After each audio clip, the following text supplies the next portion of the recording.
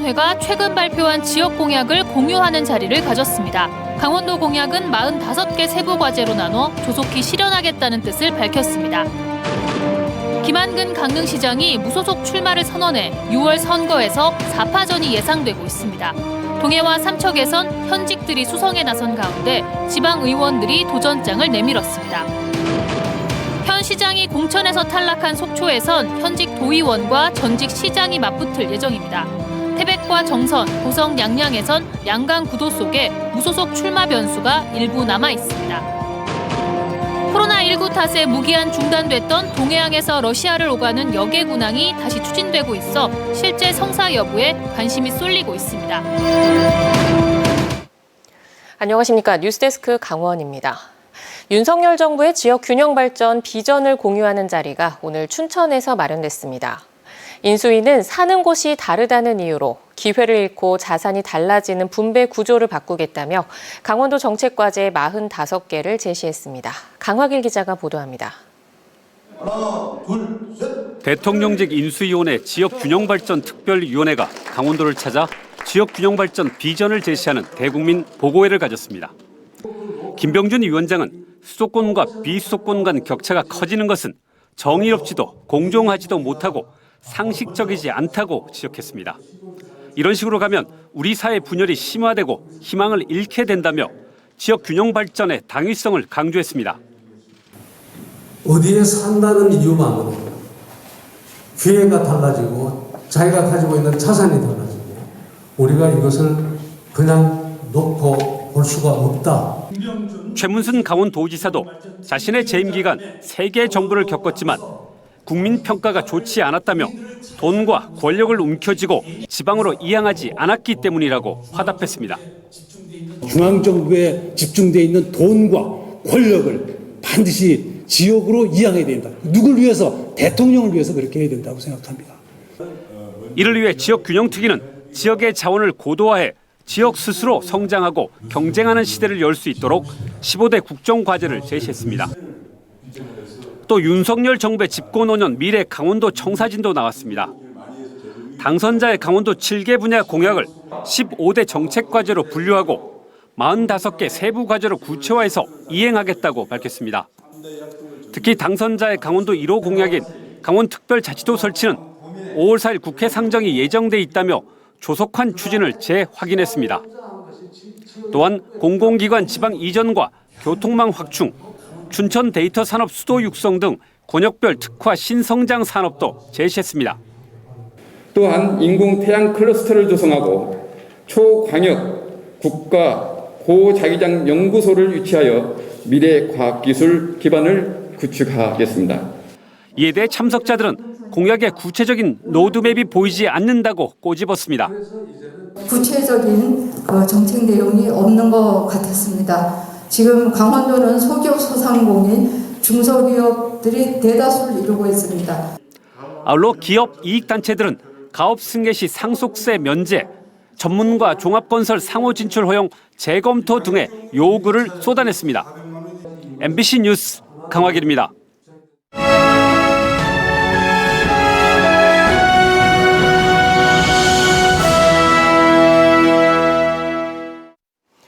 전국 동시 지방선거가 한 달 앞으로 다가온 가운데 정당별로 시장 군수 후보자를 확정해 대진표가 완성됐습니다. 강릉 동해 삼척에서는 시장들이 재선이나 3선에 도전하고 도의원이나 시의원 출신 후보들이 저지에 나섭니다. 이훈 기자가 보도합니다. 강릉시장 선거는 4파전 양상을 띠기도 했습니다. 더불어민주당은 김우영 전 서울시 정무부시장, 국민의힘은 김홍규 전 강릉시 의원, 정의당은 임명희 강릉시 위원장을 각각 후보로 확정했습니다. 국민의힘에서 컷오프된 김한근 전 강릉시장은 무소속 출마를 선언했습니다. 탈당을 감행한 전 강릉시장이 재선할 것이냐, 새 인물이 시장이 될 것이냐에 시민들의 관심이 쏠리고 있습니다. 동해시장 선거는 3파전으로 벌어질 전망입니다. 더불어민주당은 최석찬 전 동해시 의원, 국민의힘은 심규원 동해시장을 후보로 확정했고 국민의힘에서 컷오프된 심상화 전 강원도 의원이 무소속으로 출마합니다. 국민의힘에서 단수 공천된 심규원 후보가 3선에 도전하는 가운데 나머지 후보들이 저지할 수 있을지 관심입니다. 삼척시장 선거도 3파전 양상으로 펼쳐지게 됐습니다. 더불어민주당은 김양호 전 삼척시장, 국민의힘은 박상수 전 강원도 의원을 후보로 확정했고 안호성 전 철도공사 상임고문이 무소속으로 출마합니다. 경선을 거쳐 더불어민주당 후보로 확정된 김양호 전 삼척시장이 역시 3선에 도전하고 다른 후보들과 대결하는 구도가 만들어졌습니다. 지난 2018년 지방선거에서는 강릉이 자유한국당, 동해는 무소속, 삼척은 더불어민주당 후보가 각각 시장으로 당선됐습니다. MBC 뉴스 이용입니다. 속초는 현직 시장이 공천을 받지 못한 가운데 여당의 현직 강원도 의원과 야당의 전직 시장이 맞붙게 됐습니다. 태백 정선 고성은 현직 더불어민주당 소속 단체장에 국민의힘 후보가 도전하게 됐고 양양은 더불어민주당의 현 강원도 의원과 국민의힘의 현 양양 군수가 맞붙을 것으로 보입니다. 김인성 기자입니다. 속초에서는 김철수 현 속초시장을 밀어낸 더불어민주당 주대하 강원도 의원과 직전 27대 속초시장을 지낸 국민의힘 이병선 후보가 맞붙습니다. 주대하 후보의 뚝심이냐, 이병선 후보의 관록이냐에 지역민들의 관심이 커지고 있습니다. 태백에서는 더불어민주당 소속 류태호 현 태백시장에 국민의힘 이상호 강원도 의원이 도전합니다. 태백시의회 의장과 태백시장을 거친 관록의 류태호 후보와 40대 젊은 패기를 앞세운 이상호 현 강원도 의원이 펼칠 뜨거운 선거전에 벌써부터 지역민들의 관심이 집중되고 있습니다. 정선에서는 더불어민주당 소속 최승준 현 정선군수에 맞서 국민의힘 홍천식 전 속초시 부시장이 도전장을 내밀었습니다. 고성에서는 더불어민주당 소속 한명준 고성군수에 국민의힘에선 홍남기 전 강릉시 부시장이 도전합니다. 두 곳 모두 더불어민주당의 현직 단체장에 공직자 출신 국민의힘 정치 신예들이 도전하는 모양새여서 지역민들의 선택에 관심이 쏠리고 있습니다. 양양에서는 더불어민주당 김정중 강원도 의원이 일찌감치 여당 후보로 낙점을 받고 지역민들의 표심을 파고들고 있는 가운데 국민의힘에서는 일찌감치 단수 추천을 받은 현 김진아 양양 군수가 예비후보 등록 과정 없이 곧바로 12일쯤 후보자 등록을 할 것으로 예상됩니다. 이제 제8회 전국 동시지방선거까지 남은 기간은 정확히 한 달. 앞으로 4년간 지역 정치와 살림살이를 책임지겠다며 나선 각 당 후보자들이 정해진 가운데 지역 유권자들이 어떤 인물을 선택할지 앞으로 한 달간 펼쳐질 뜨거운 선거전이 시작됐습니다. MBC 뉴스 김인성입니다. 동해안과 러시아를 오가는 카페리는 현재 화물만 실어 나르고 있습니다. 코로나19 탓에 여객 운송이 중단됐는데 동해안 입국 수요와 러시아 귀국 수요가 상당해 여객 운항 재개가 추진되고 있습니다. 배연한 기자가 보도합니다. 지난 3월 러시아 연해주에 거주하고 있던 우리 국민 70여 명이 동해항으로 입국했습니다. 러시아 우크라이나 전쟁으로 하늘길이 막히면서 국내로 돌아오지 못했던 연해주 거주 한인 교포들이 카페리를 통해 특별 귀국길에 오른 겁니다. 한러일 카페리를 운영하던 선사가 경영상의 어려움으로 2019년 12월 폐업했고 이후 2021년 3월 새로운 선사가 동해항과 러시아 항로 운항을 재개했습니다. 하지만 항로 재개 이후에도 코로나19 상황에 따라 여객은 운영하지 못하고 있는 형편입니다. 동해항과 러시아를 잇는 항로에는 러시아 극동지역 한인들의 입국 수요와 국내에 있는 러시아 근로자들의 귀국 수요가 상당할 것으로 예상됩니다. 지금 러시아하고 국내하고 항공편이 당분간 재개가 안 될 것 같으니까 이 항로밖에 없잖아요. 러시아 내 수요가 전체적으로 이쪽으로 다 올 수밖에 없는 환경이거든요.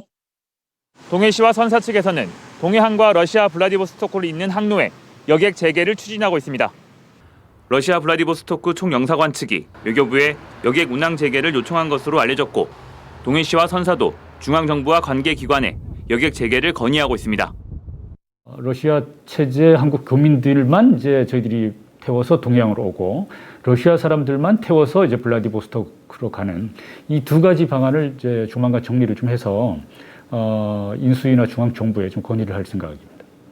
현재 해당 항로 카페리의 수리 작업이 진행되고 있어 운항 재개 시점인 5월 20일쯤 여객 운항도 함께 재개될 수 있을지 관심입니다. MBC 뉴스 배현환입니다.